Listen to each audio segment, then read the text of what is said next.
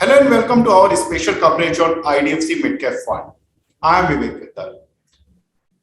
आज हमारे साथ ज्वाइन हो रहे हैं Sachin Relekar, senior fund manager IDFC mutual fund के। Sir, welcome to our show and thanks for your precious time. Thank you और हमें होस्ट करने के लिए बहुत बहुत धन्यवाद आपका। सर, आपसे पहला सवाल, ये जो मिड कैप फंड लाने के पीछे क्या ऑब्जेक्टिव है? What kind of scenario you are looking at for the mid cap companies? Mid cap fund, हाँ, IDFC mid cap fund is a new fund from our fund house. हमारे पास काफ़ी actively manage products हैं। ये एक fund था जो हमारे पास मिसिंग था। और दूसरा सबसे एक इम्पॉर्टेंट रीज़न है। दूसरा इम्पॉर्टेंट रीज़न है कि ये जो कैटेगरी है मिड कैप, अगर आप देखेंगे उसको लॉन्ग टर्म से 3 इयर्स 5 ईयर या 10 ईयर, जो भी मीनिंगफुल समय के हिसाब से अगर आप देखेंगे तो इसका रिटर्न पोटेंशियल बहुत अच्छा है compare to the large cap category.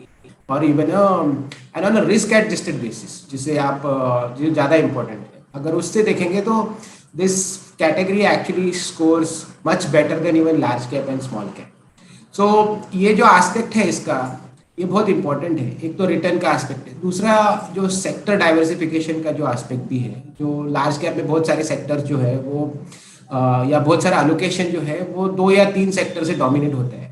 Mid cap बहुत डाइवर्सिफाइड होता है, बहुत सारे सेक्टर्स उसमें प्रेजेंट है, तो एक वो डाइवर्सिफिकेशन का और कॉम्प्लीमेंट्री एंगल भी आता है। हालांकि हमारा argument large cap versus mid cap या स्मॉल कैप जैसा नहीं है, लेकिन ये जो specific focused mid cap fund होता है उसकी वजह से जो कॉम्प्लीमेंट्री एस्पेक्ट इन्वेस्टर के पोर्टफोलियो में जुड़ सकते हैं, उसको ध्यान में रखते हुए हमने ये मिड कैप फंड लाने की कोशिश की। ओके सर, मैं देख रहा था कि जो स्टैंडर्ड डेविएशन होता है, जो कि एक दिखाता है कि वॉलेटिलिटी पर्टिकुलर जो फंड जो पर्टिकुलर स्क्रिप्ट है या पर्टिकुलर सेगमेंट है उसमें कितनी ज्यादा है, तो मिड कैप में थोड़ी ज्यादा है। लेकिन रिटर्न जो मैं आपकी स्लाइड भी पढ़ रहा था तो उसमें रिटर्न्स जो एवरेज रिटर्न्स आ रहे हैं 3 इयर्स 5 इयर्स एंड 10 इयर्स में as compare to large cap काफी अच्छे आ रहे हैं। तो ये फंड आप किस कैटेगरी को कैटर करना चाहते हैं? ये वो उन लोगों के लिए जो कि एग्रेसिव रिटर्न पाना चाहते हैं, या किसी भी एज ग्रुप के लोग पार्टिसिपेट करें एंड देन अपने रिस्क को थोड़ा डाइवर्सिफाई करें? देखिए, इक्विटी एलोकेशन का सबसे बड़ा जो एस्पेक्ट है वो है आपका टाइम होराइजन। तो अगर कोई इन्वेस्टर का टाइम होराइजन 5 या ज्यादा साल से लिए है तो उसके लिए मिड कैप फंड काफी अच्छा परिणाम दे सकता है। और ऐसा नहीं है कि ये सिर्फ लार्ज, मतलब सिर्फ मिड कैप फंड में एलोकेट करना चाहिए। जनरली आप देखेंगे most of the investors allocate into the large cap and may be flexi cap, those categories will dominate. Also there are investor जो काफी कंजर्वेटिव होते हैं, वो या तो बैलेंस एडवांटेज जैसे प्रोडक्ट में इन्वेस्ट करेंगे, जिनका रिटर्न से ज्यादा कैपिटल सेफ्टी और इन्फ्लेशन बीट करना बहुत बड़ा इंपॉर्टेंट ऑब्जेक्टिव होता है। तो ये अलग अलग कैटेगरी ऑफ इन्वेस्टर्स की risk appetite and risk taking ability पे उस पे डिपेंड होता है। मिड कैप फंड ये 100% इक्विटी फंड है। तो यहाँ पे जैसे कि आपने कहा कि आपका रिटर्न तो एनहांस हो ही सकता है, ऊपर से आपका वोलेटिलिटी भी है, लेकिन वो वोलेटिलिटी कॉम्पेंसेट हो जाता है बिकॉज आपके रिटर्न्स बेटर है।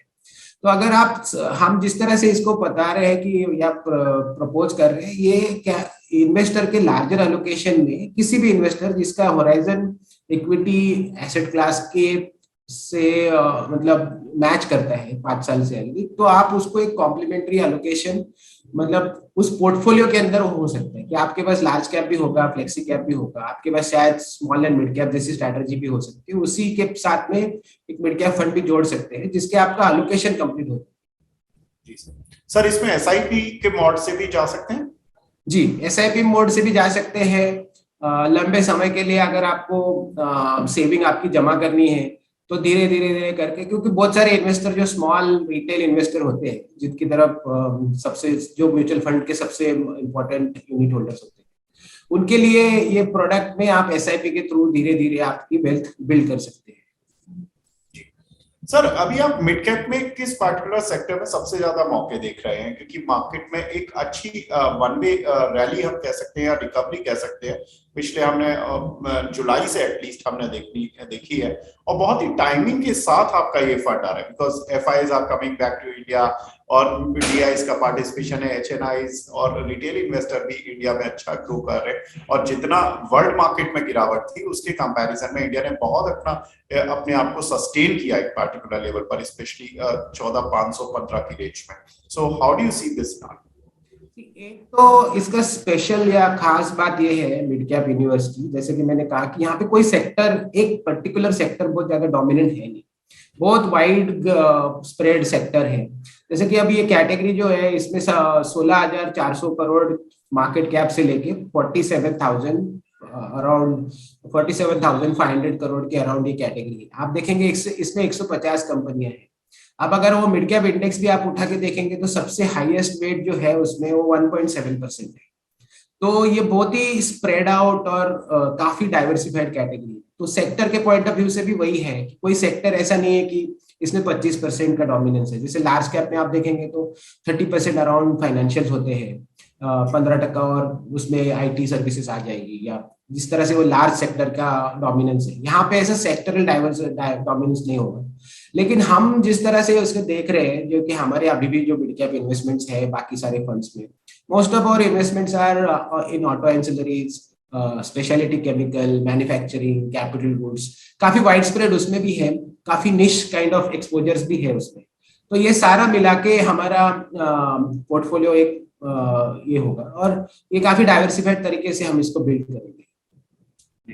सर इसमें आप कितना, इस पर्टिकुलर फंड में आप कितना एक्सपेक्ट कर रहे हैं कि कितना फंड एलोकेट होता हुआ मिलेगा?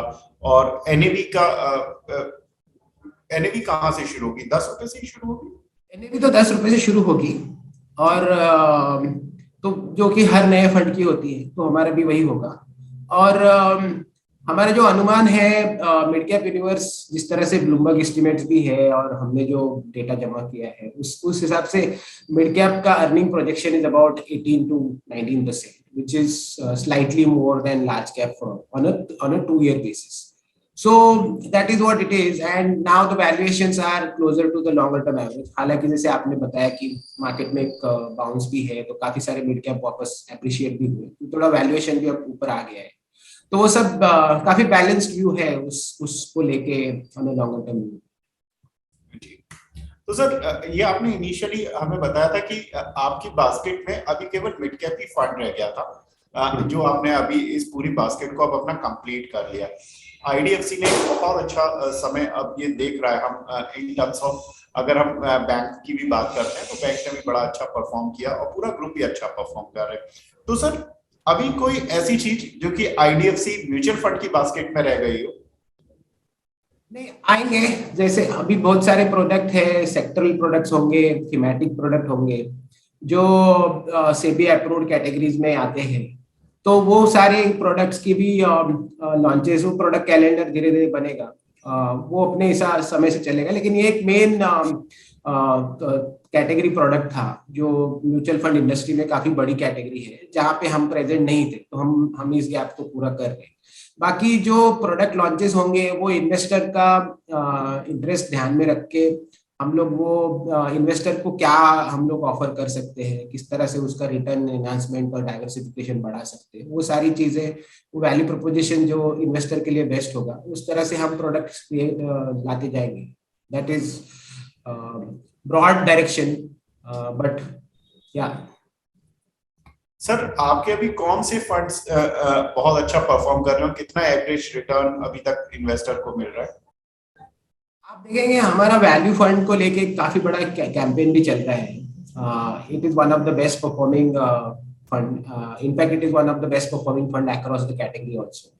आप देख सकते हैं उसका काफी CAGR वगैरह काफी हेल्दी है, 3 साल का, 2 साल का जो भी है, और वो फंड काफी डाइवर्सिफाइड है, वैल्यू कैटेगरी में काफी अच्छा कर रहा है। तो ऐसे बहुत सारे हमारे प्रोडक्ट्स हैं जो अभी काफी अच्छे परफॉर्म कर रहे हैं। तो काफी बड़ा टेबल है एक्चुअली वो हर प्रोडक्ट को लेके बात करने के लिए। जी।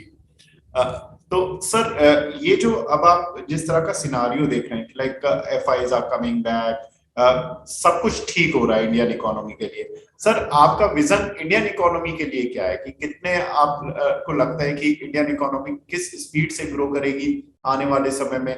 कौन कौन से ऐसे पर्टिकुलर पॉकेट्स है या एक सेगमेंट है जो बहुत प्रॉस्पर करने वाले, लाइक ऑटो में लोग कहते हैं कि ईवी बहुत अच्छा करेगा, आप कौन सी पॉकेट्स देख रहे हैं सर? See, आप अगर एकदम लॉन्ग टर्म से सोचेंगे अगले 10 साल के लिए, तो इंडिया इकोनॉमी में बहुत सारे फैक्टर्स है which are playing in a positive direction. सबसे पहले चीज तो आप देखेंगे अपना जो पॉलिसी स्टांस है towards the investments and towards the job creation and उसके लिए जो मैन्युफैक्चरिंग को बढ़ावा देने की सारी पॉलिसीज हो रही है, जैसे टैक्स इनकम टैक्स रैशनलाइजेशन हुआ फॉर कॉर्पोरेट्स, उसके बाद आप देख रहे हो पीएलआई स्कीम्स इम्प्लीमेंट हो रही है। काफी सारे मेजर्स है जो इंपोर्ट सब्स्टिट्यूशन को बढ़ावा देने के लिए हो रहे हैं। ऑल्सो ग्लोबली ये सब हेल्प हो रहा है, चाइना प्लस वन मतलब एक सप्लाई चेन रीऑर्गेनाइजेशन का जो एक थीम चल रहा है दुनिया में, बिकॉज कोविड के समय लोगों को काफी इस चीज से दिक्कत हुई कि एक ही सोर्स से अगर आप डिपेंडेंट रहोगे, तो अगर वो सोर्स में दिक्कत आती है तो फिर आपका सप्लाई चेन पे, अपने कस्टमर सर्विसेज पे काफी असर पड़ सकता है।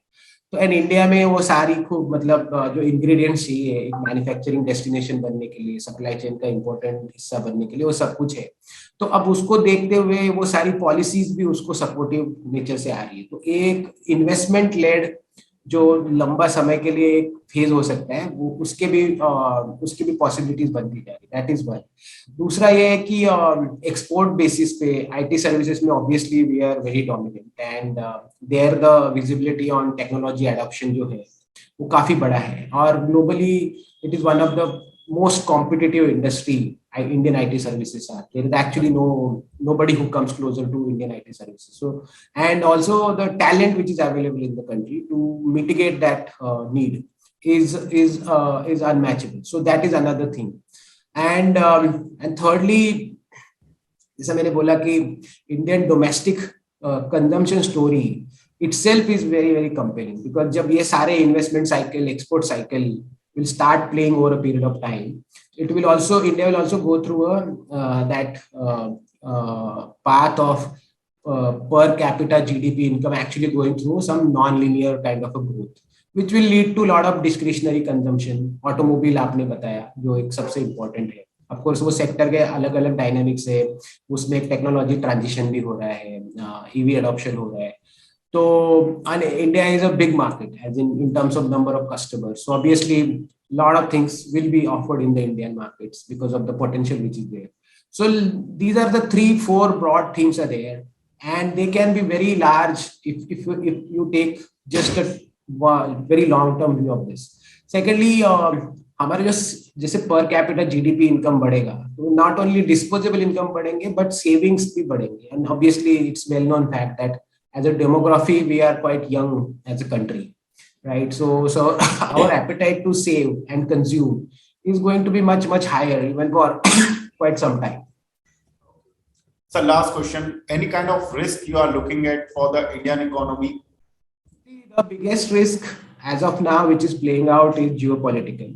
And crude oil can upset a lot of equations. As of now, crude oil is actually corrected quite a lot. तो वो हेल्प हो रहा है उससे, तो उससे इन्फ्लेशन का भी एक आउटलुक सॉरी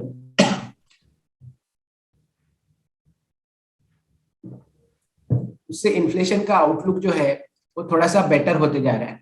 लेकिन अभी it is too early to call anything on that, because energy जो है वो बहुत सारी चीजों पे इनपुट है, एंड एनर्जी प्राइसेस का काफी कास्केडिंग इफेक्ट होता है, तो वो वॉच आउट करना चाहिए।